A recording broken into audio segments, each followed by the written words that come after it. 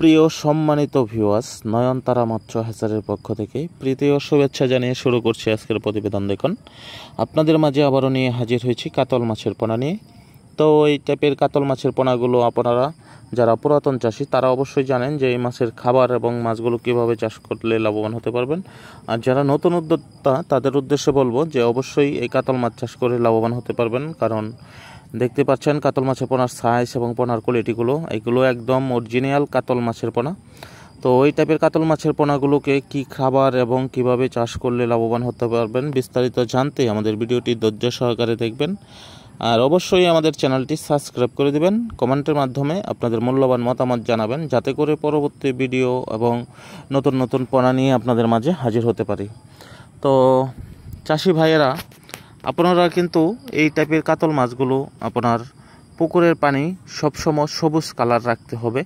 কারণ যদি আপনার সবুজ কালার থাকে আপনার পুকুরের পানি, তাহলে আপনার মাছের বডিগুলো খুব সুন্দর এবং সবল থাকবে। কারণ কাতল মাছে কিন্তু আপনার ভাসমান মাছ, এটা কিন্তু পানি শোষণ করে বেশিরভাগ।